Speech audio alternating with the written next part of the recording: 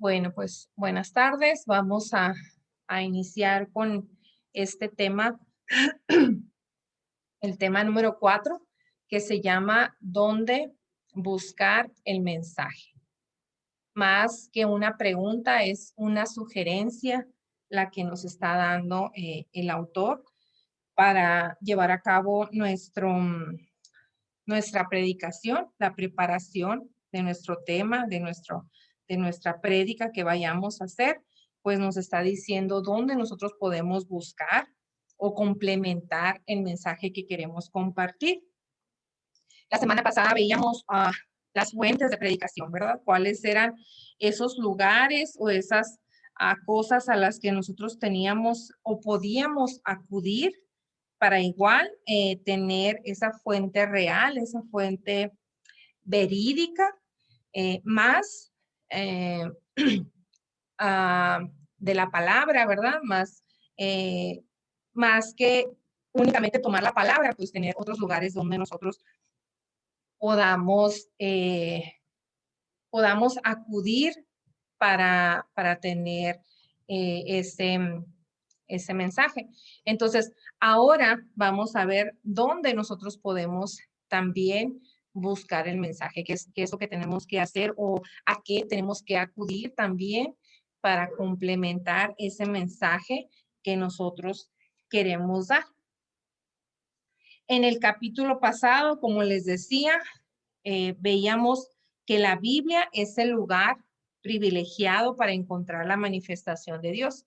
Claro que toda predicación, como ya se dijo, debe de estar siempre basada en la palabra de Dios. Si no, deja de ser una predicación. Entonces, para que nosotros podamos predicar, tenemos que basarnos primeramente en la palabra de Dios.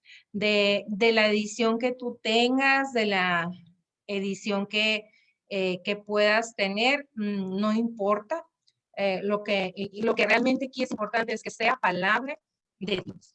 Nada más que vuelvo a recalcar que es muy importante que veamos que sea nuestra Biblia, sea católica. Como les digo, no importa si sea la edición de Jerusalén o Dios habla hoy o la latinoamericana, que es la que más usamos en la Biblia de Navarra. Esta dicen que es buenísima también esta edición. Me ha tocado ojearla, pero no la tengo. Algo que me gustaría compartirles es que a veces es necesario como que tener una Biblia, una edición, buscar la cita o el pasaje y también buscarlo en otras ediciones. ¿Por qué? Porque el vocabulario que se utilizan a veces es un poquito diferente y también da pie a otras muchas más cosas. Entonces, a veces sí es importante que comparemos ediciones, vuelvo a repetir, siempre y cuando sean católicas, ¿ok? Sí es importante, sí lo podemos hacer, no quiere decir que nada más aquí dice, es que mi Biblia latinoamericana dice así y así es, no. Puede decir de diferentes maneras, con otras palabras, o como les digo, esa misma cita nos puede dar pie a otros aspectos, a otras cosas que también pueden ser importantes para el mensaje que nosotros estamos dando. Nos dice que la Biblia es un océano tan grande, dice que a veces nos podemos desesperar porque nos parece tan inmenso que no sabemos por dónde comenzar. Si tú tienes la Biblia latinoamericana, al inicio, en las primeras páginas, está el índice evangélico. Entonces ahí podemos nosotros buscar, por ejemplo, si recuerdo por así decirlo, el grano de mostaza, por ejemplo, me voy a buscar ahí en el índice y ya lo voy a buscar y ya me va a decir en qué evangelios están, en qué capítulo, en qué versículo. Entonces también es importante que sepamos eso, ¿ok? En este capítulo ahora nosotros vamos a ofrecer o se nos va a ofrecer una brújula, dice, que nos va a ayudar para orientarnos, para tomar una dirección correcta sobre todo. Y así pues va a ser mucho más fácil disfrutar las riquezas que vamos a encontrar en nuestra Biblia, en nuestra palabra. Y sobre todo, pues finalmente que podamos tener nuestras redes llenas de peces. ¿Qué quiere decir esto?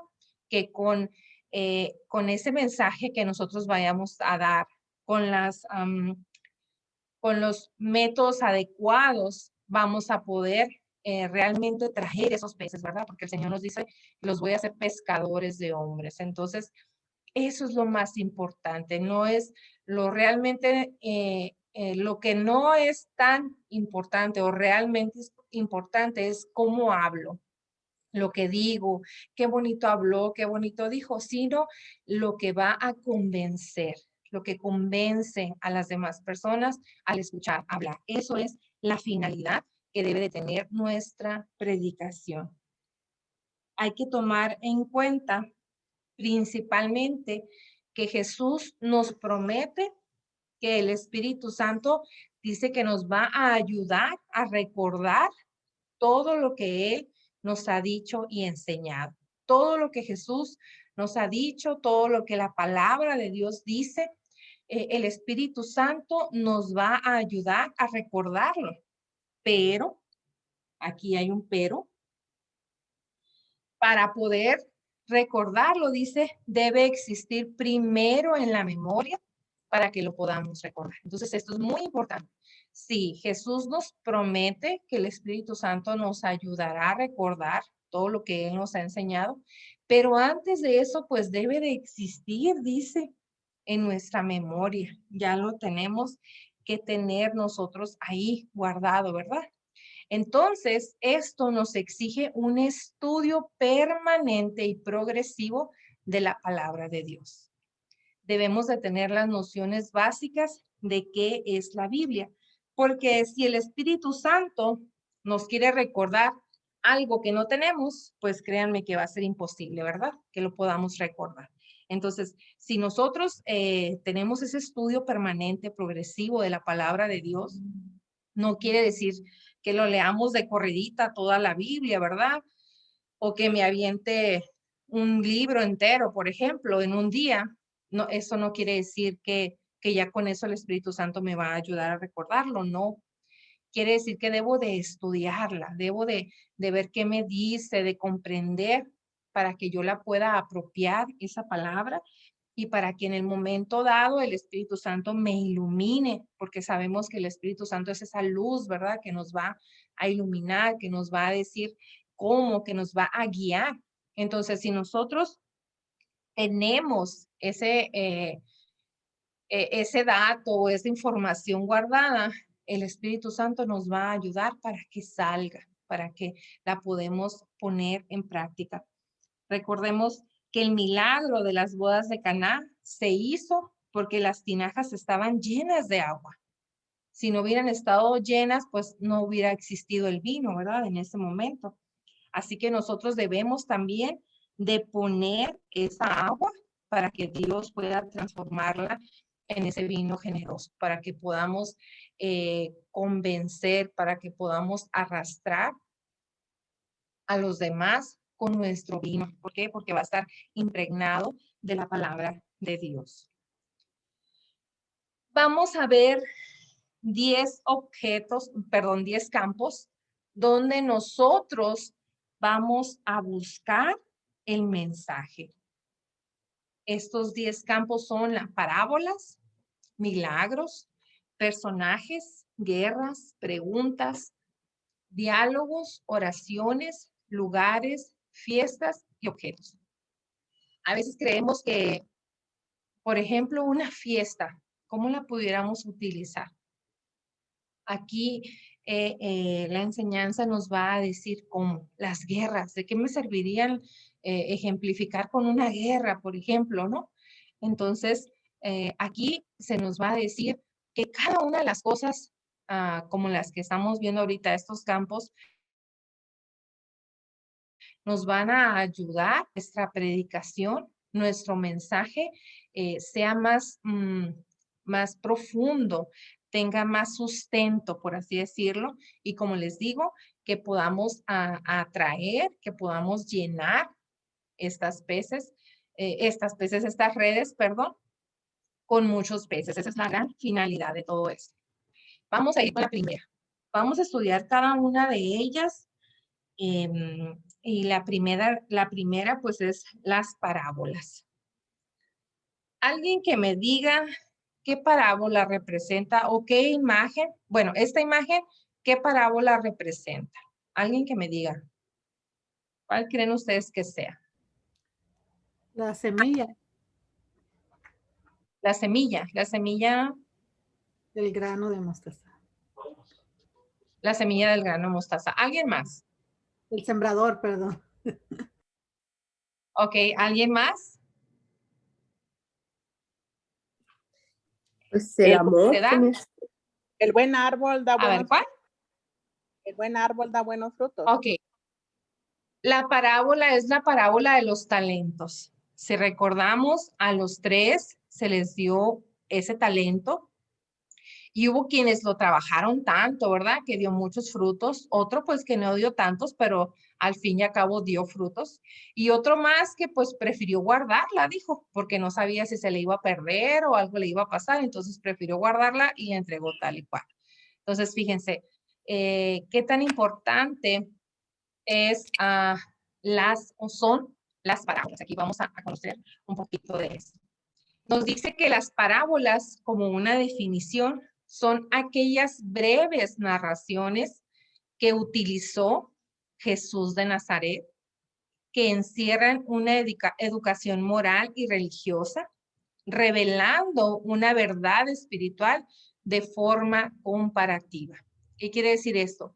Es una narración, pero tiene una enseñanza que va a comparar tal situación, tal hecho, tal personaje para darnos una enseñanza, pero sobre todo en educación moral y religiosa.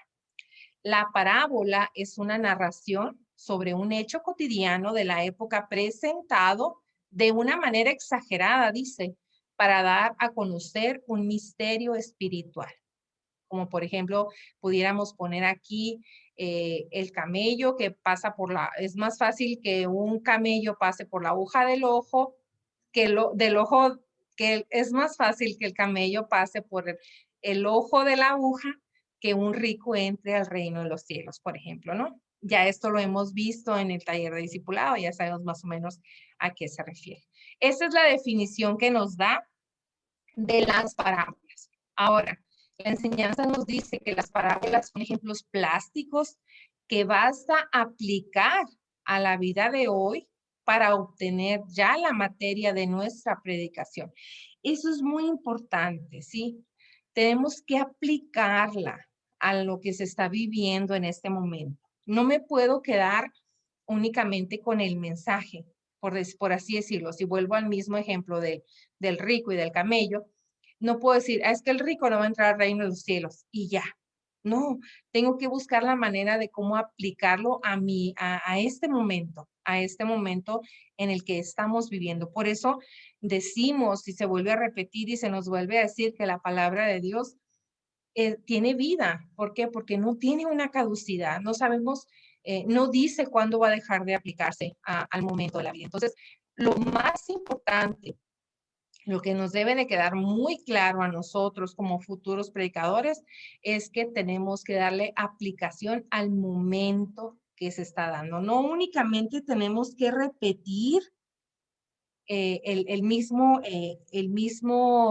contexto o el mismo mensaje, hacerlo repetitivo, sino que tenemos que aplicarlo al momento o a la situación o al grupo, por ejemplo, al que se está predicando, al grupo de personas, no sabemos, ¿no? Entonces, eso es lo más importante de las parábolas. Nos dice que fueron el vínculo preferido de Jesús para transmitir un mensaje. Jesús siempre estuvo utilizando las parábolas. Nos dice que fue el mejor de los pedagogos. Yo recuerdo cuando tuve esta clase vuelvo a lo mismo, del taller de discipulado, la palabra kinestésica, ¿no? Cómo Jesús tenía esa enseñanza kinestésica, utilizaba muchos medios para que todos entendieran de diferentes maneras. Entonces, Jesús siempre habló a través de ejemplos y siempre venía una comparación y una tremenda enseñanza. Mostraba personajes o hechos simbólicos, no únicamente de la vida de los seres humanos, por ejemplo, ¿no? Sino hablaba de la perla, por ejemplo, cómo comparar la perla con el reino de los cielos. Entonces, esas son las cosas que Jesús siempre usaba. Daba la clave de interpretación y luego dejaba que la gente sacara sus propias conclusiones y así dice cambiara sus actitudes. Entonces, nosotros, al igual que Jesús utilizó estos medios para dar ese mensaje en ese tiempo, al igual nosotros cuando utilicemos estas parábolas tenemos que darles ese uso en el momento, en lo que se está viviendo en ese instante. Y nos da un ejemplo. ¿Quién me dice qué parábola es esta? Yo en mis dibujos, ¿verdad? Parece la del hijo pródigo. Así es. Esta es la parábola del hijo pródigo, ¿no? Allá al fondo vemos los cerditos y luego en la otra vemos pues la casa del padre, cómo el padre lo recibe con ese llanto de gusto, me imagino yo, ¿verdad? Entonces aquí nos hace la comparación de cómo poner, o nos da el ejemplo de cómo poner la parábola del hijo pródigo en estos momentos, en la vida actual. Y nos dice, por ejemplo, si estuviera hablando con los adolescentes, pues los adolescentes creen que ellos pueden dominar el mundo y que se pueden ir y que pueden alejarse de los papás y que pueden hacer su vida bien suave, que nada que nada los detiene, ¿verdad? Que se creen fuertes, que ellos lo pueden todo. Pero después vienen los problemas, dice. Entonces, después, primero parecía ir todo bien y luego al rato, pues ya empieza la soledad, se acabó el dinero, el hambre, la pobreza, hay que trabajar. Entonces, por fin, fíjense lo que les decía ahorita. El autor aquí nos dice, la Biblia latinoamericana dice, por fin se puso a pensar. Entonces, era lo que yo les decía. Si a veces podemos comparar qué dice la Nueva Jerusalén o la Biblia de Jerusalén con Dios habla hoy, con la Biblia latinoamericana, cómo nos dice diferente los textos. Entonces, aquí nos hace énfasis que la Biblia latinoamericana dice, por fin se puso a pensar, entonces, y regresó a su casa con ganas de trabajar. Entonces, ¿qué es lo más importante de esta parábola que pudiéramos sacar? Dice que viene a trabajar, es a lo que viene el hijo, no viene a recuperar lo que había perdido, a recuperar lo que dejó para irse a pasársela suave, sino que dice, ponme en las labores más duras. ¿Por qué? Porque ya aprendió, porque tuvo que trabajar, porque supo lo que era trabajar. Entonces, es una manera de cómo el autor nos está diciendo que esta parábola del hijo pródigo, más que hablar del amor de Dios, que es lo que más podemos recalcar en esta parábola, más que hablar del arrepentimiento, más que hablar de la misericordia del Padre, es hablar de ponme a trabajar. Es lo que está diciendo, de decir, quiero trabajar, quiero ganarme lo que antes tenía y que dejé. Entonces, esa es una manera de cómo podemos aplicarla esta parábola. Muy bien, seguimos. Vamos ahora con los milagros. ¿Ok? ¿Quién me dice qué milagro es este?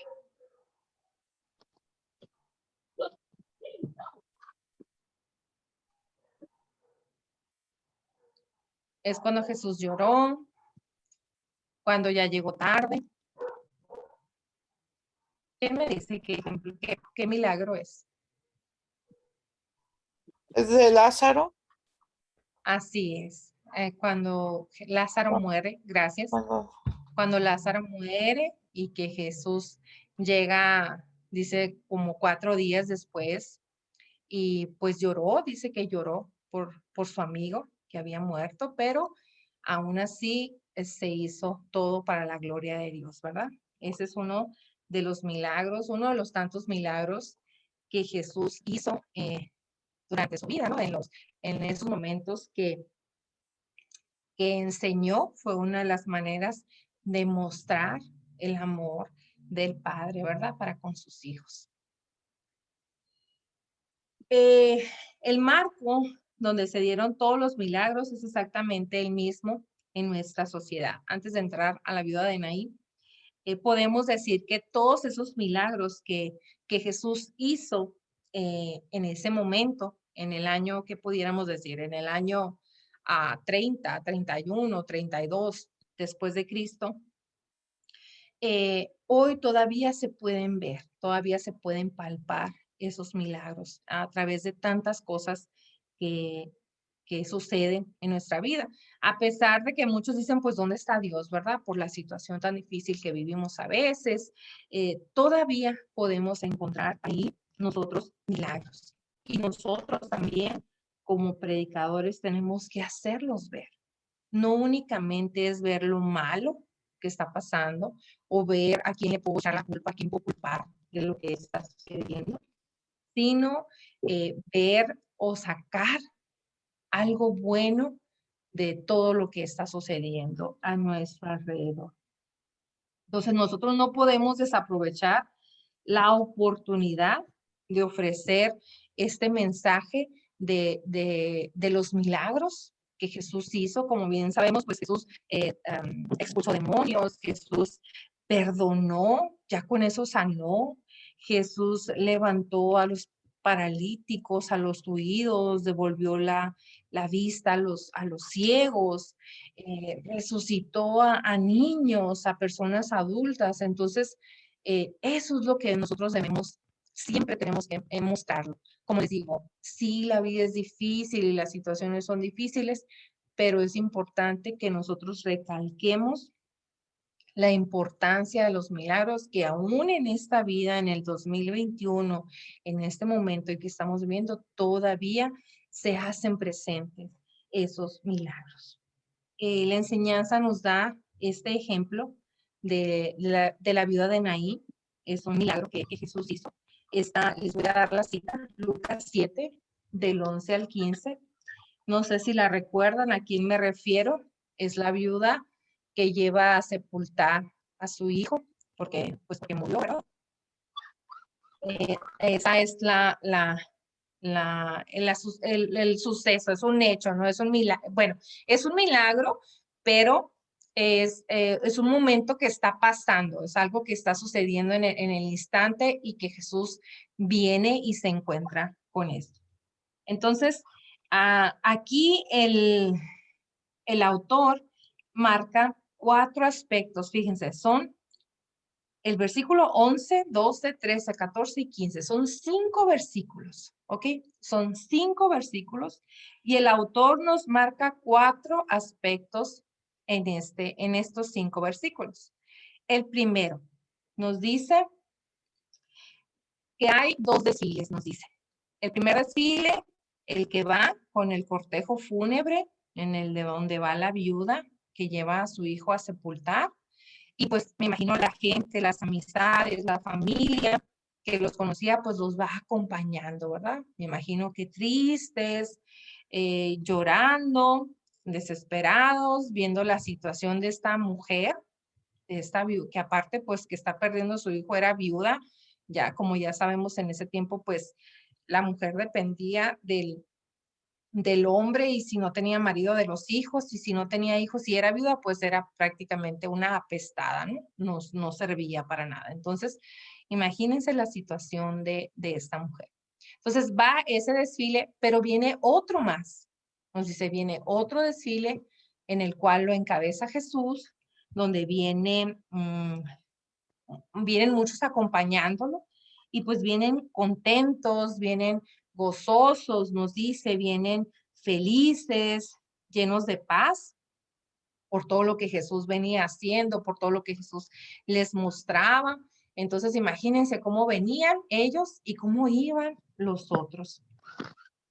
Y nos dice la enseñanza, nos pregunta, ¿de qué lado estás tú?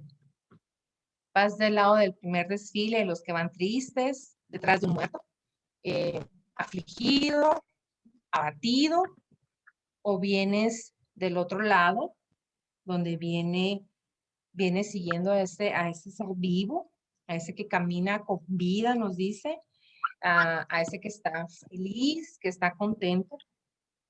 Nosotros a veces nos encontramos en esa disyuntiva, ¿no? ¿Hacia dónde voy o por dónde voy o qué estoy siguiendo? Entonces, aquí nos hace esa pregunta, ¿qué queremos hacer o de qué lado queremos ir? ¿De qué lado de este desfile quiero ir? Si del lado de los tristes, de los que están decaídos, o del lado que sigue a esa palabra que se encarnó, que se hizo vida y que nos viene a traer la salvación y la vida eterna. El segundo aspecto que nos menciona es la viuda. ¿Y quieres cambiar? Esta mujer, pues perdió a su hijo, perdió a su esposo, perdón. ¿Pueden apagar sus micrófonos, por favor? Gracias.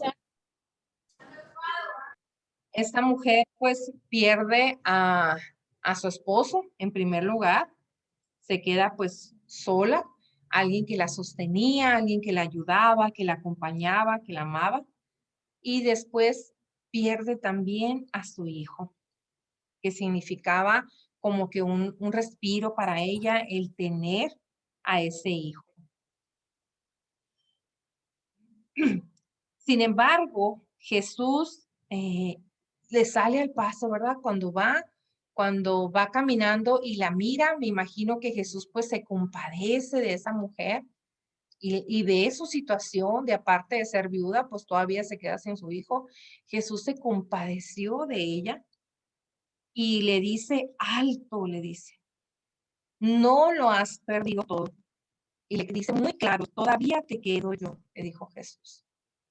Entonces le da como esa otra esperanza que ella ya no tenía, que ella ya se sentía pues como nada, como les digo, sino que Jesús le dice, limpia las lágrimas de tus ojos para que puedas verme. Aquí estoy contigo. ¿Cuántas veces nosotros estamos así, abatidos, que no podemos mirar a la presencia del Señor por el sufrimiento, por el momento tan difícil que estamos mirando, que estamos pasando? Pero el Señor nos dice, limpia tus lágrimas, limpia tus ojos. Aquí estoy yo. Vengo a revivir, dice, tus ilusiones y vengo a darte una nueva vida. Entonces Jesús siente esa compasión por esa mujer, así como la siente por muchas mujeres, porque en estos momentos, no nada más como les vuelvo a decir en ese tiempo, Jesús se compadece del dolor de las mujeres, sobre todo, de todas las personas, pero en especial de las mujeres. Imagínense cómo no sentirlo si Él viene de una mujer. Que no se nos olvide, todavía te quedo yo, dijo Jesús. El tercer aspecto nos dice el joven muerto. Nos dice que el Evangelio destaca que era joven, quiere decir pues que tuvo una muerte prematura, que pues desafortunadamente no nos dice de que murió ni nada, ¿verdad? Solamente nos dice pues que era joven. Pues yo pienso que la mamá, como les digo, pues era la única ilusión que tenía, porque pues su hijo todavía le faltaba pues más años, con que casarse, tener otra familia, entonces todavía tenía como un futuro, ¿verdad? Que forjar este muchacho. Y aparte, pues era hijo único. Como les digo, pues era la única esperanza de esta señora, de esta madre. Entonces, ¿cuántas veces nosotros, en vez de responder a las expectativas de los otros, ya sea esposa, esposo, hijos, padres, amigos, lo que sea, somos la causa por la que ellos sufren? Imagínense la comparación que está haciendo el autor de este joven. En vez de ser la alegría de su madre, está siendo el que la hace sufrir. ¿Cuántas veces nosotros somos esos jóvenes muertos, por así decirlo? Jesús tocó el féretro donde llevaban a ese joven y le dice, detente, todavía no es hora de que mueras. Deja de hacer sufrir a los que te aman. Imagínate que te dijera Jesús en este momento, deja de hacer sufrir a los que te aman. ¿Por qué? Porque tienes una adicción, porque estás viviendo en pecado, porque eres muy egoísta. No lo sé, disculpen, pero pues es por lo que el Señor me puso en este momento. Pero sí, ¿cuántas veces nosotros somos como ese joven muerto? Y el Señor nos dice, detente, despiértate del sueño, de la droga o del alcohol, sal del féretro de tu egoísmo. No es justo que seas causa de llanto y desesperación. Jesús nos llama a nosotros para que nos levantemos, para que tengamos vida, para que tengamos una nueva vida, para que tengamos felicidad. Eso es lo que el Señor nos está pidiendo. Y finalmente lo regresó a su madre, dice el Evangelio. Quien ha vuelto a la vida tiene que retornar a sus raíces y dar fruto donde ha nacido.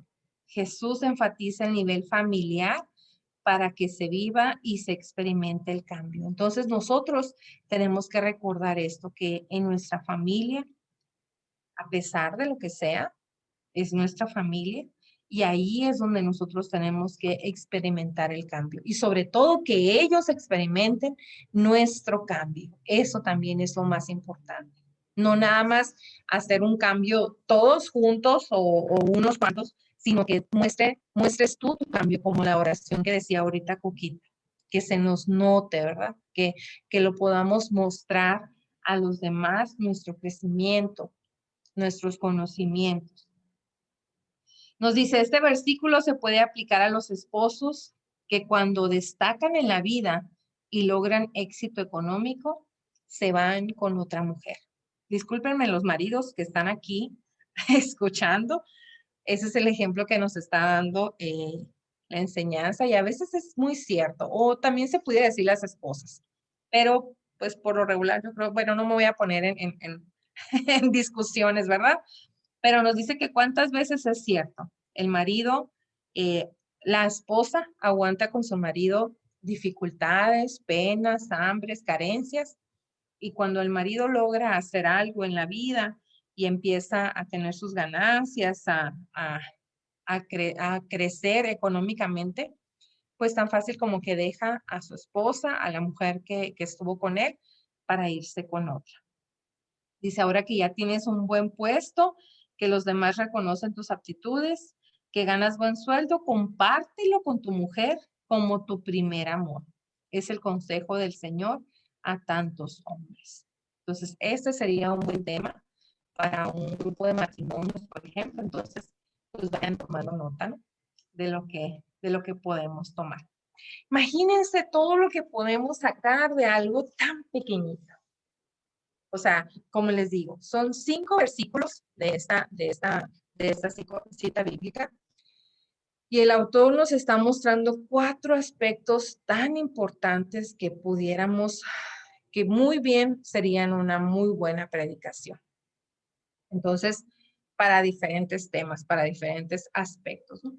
Entonces, imaginemos todo lo que nosotros también podemos sacar en los diferentes medios donde nosotros podemos buscar el mensaje.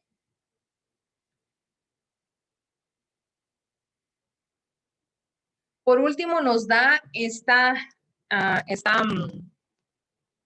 ay, se me fue la palabra, este milagro. Alguien me dice que ese está muy fácil. A La ver, díganme cuál es. multiplicación de los panes. Bien, bien, la multiplicación de los panes. Muy bien.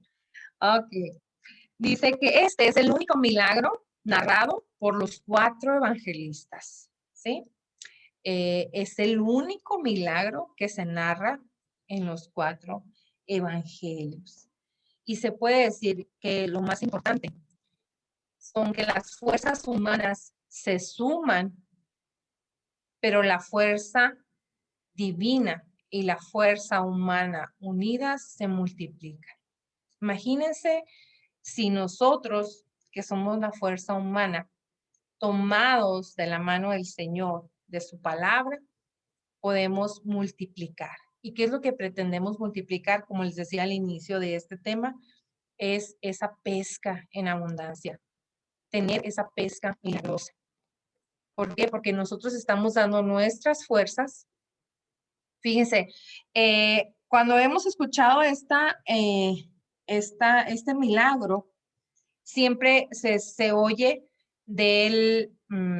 pues del milagro de la multiplicación de los panes, ¿verdad? De los panes y los peces que sirvió para alimentar a tantas personas y que todavía sobró y todo. Pero fíjense, nadie toma en cuenta al que trae los peces y los panes.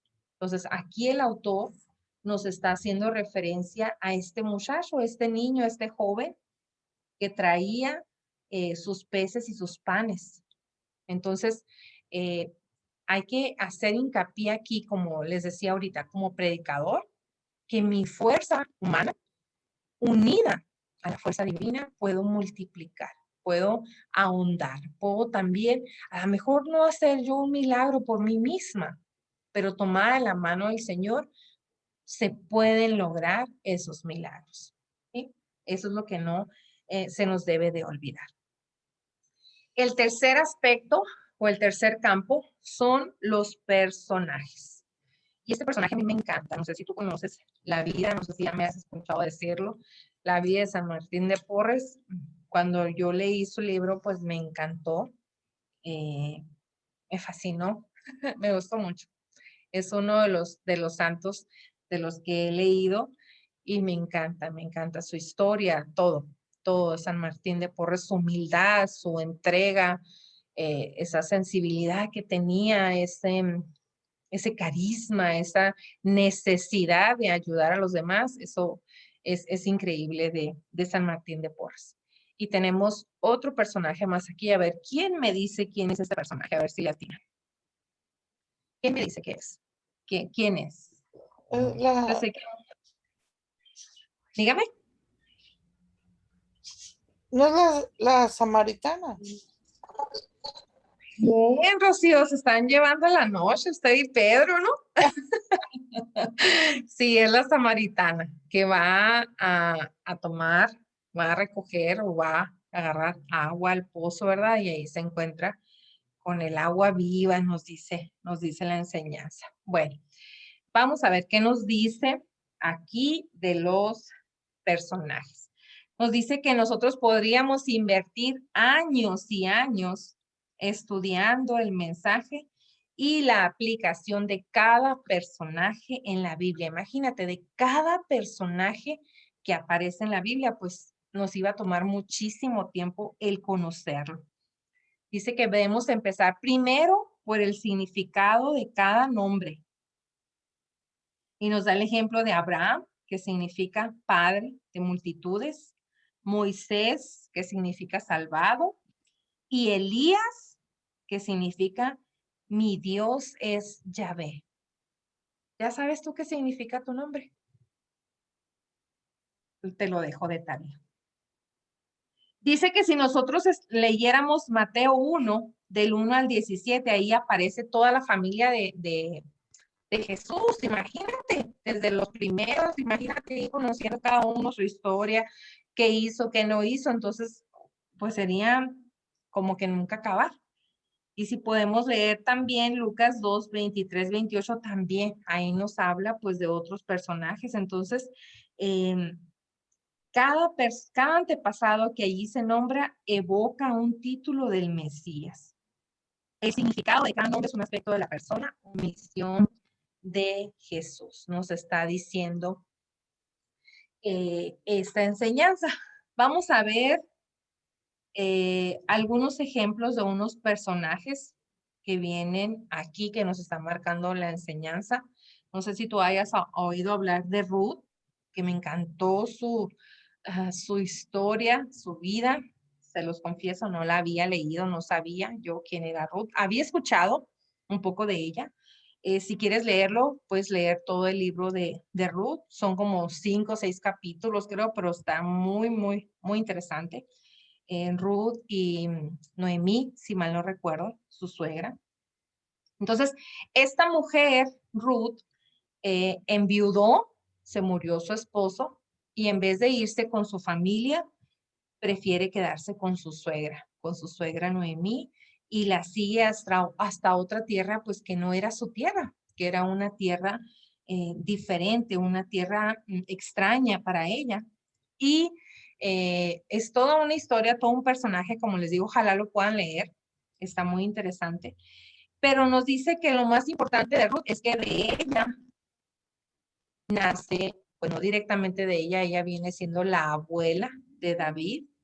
Entonces es el rey más grande que brotó, dice, de quien sirvió por amor y no por interés personal. Entonces, como les digo, desconocemos a veces a muchos personajes que nosotros pudiéramos utilizar, a lo mejor de la palabra o de nuestro momento, que podemos utilizar para nuestra predicación. Es importante que a veces utilicemos este recurso como son los personajes para que podamos ejemplificar algo. ¿Okay? Luego nos da el ejemplo de Gadeón, nos dice, yo a él tampoco no lo conocía.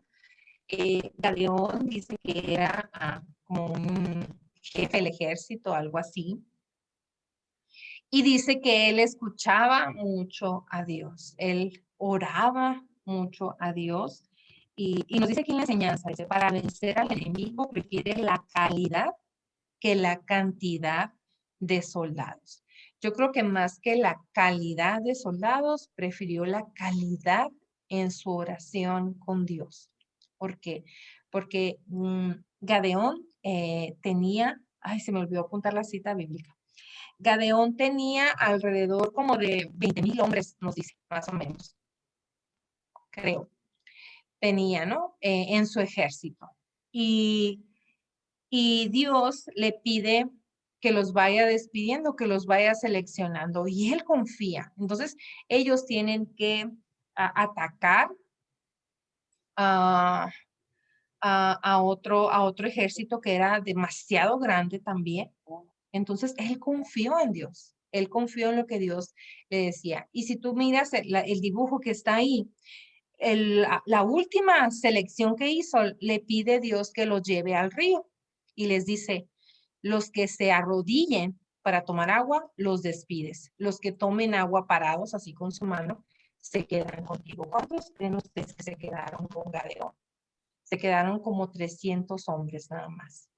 Imagínate la confianza que él tenía para con Dios. Entonces, en ese momento, Dios lo manda a atacar donde estaba ese ejército tan grande, tan numeroso, y él lo hace. Y Dios hizo todo el resto, todo lo demás. Entonces, yo digo que aquí, que más que la calidad de sus soldados, fue la calidad de su oración y de su confianza en Dios. El otro ejemplo que nos da es Rahab, esta mujer que vemos aquí. Ella era una prostituta y tenía pues como un prostíbulo, pero ella ayudó a Josué a esconderse dentro de su prostíbulo. Nos dice la enseñanza. Entonces ella ayudó a esconderlos y lo ayudó a que luego escapara. Y nos dice, quien expone la propia vida por otros, salva la propia. En ese momento dice que no sé exactamente cómo sucedió, si alguien no sabe, lo puede decir. Creo que se quemó o algo pasó ahí, se quemaron todas las casas menos la de Rahab. Por eso nos dice, quien expone la propia vida por otro, salva la propia. Y nos pregunta, ¿cuántas veces has expuesto o arriesgado tu vida por otro? Entonces Rahab ahí estaba arriesgando su vida, que la habían matado, que la habían tomado presa, no lo sé. Pero ella decide ayudarnos a esconderlos y luego pues ayuda a que se escape. Ese es otro personaje. Y por último, pues nos da el ejemplo de David. Ya sabemos que David pues fue el que peleó contra Goliat. Era un pastor de Belén. Dice que no pudo ponerse la armadura para pelear contra Saúl, solamente confió en sus en sus propias armas. Y yo creo que ahí también hay que incluir que no únicamente confió en sus propias armas, sino que confió en su arma más poderosa, que fue confiar también en Dios.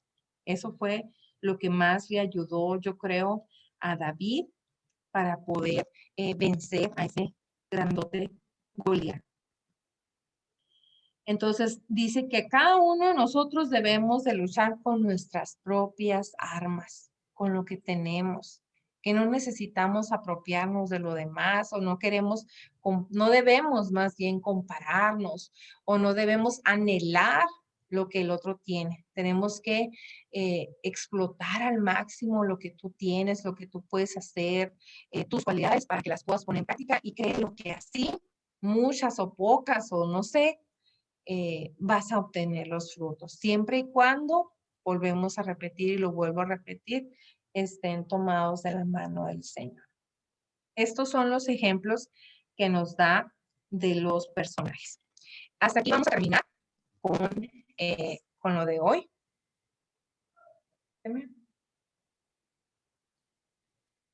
Hasta aquí vamos a terminar. Vamos a pasar igual a los grupos. Vamos a hacer la división de los grupos. Como ya les dije, Rosa no está. Nada más vamos a estar Cuquita, Lupita y pues yo. Y vamos a hacer las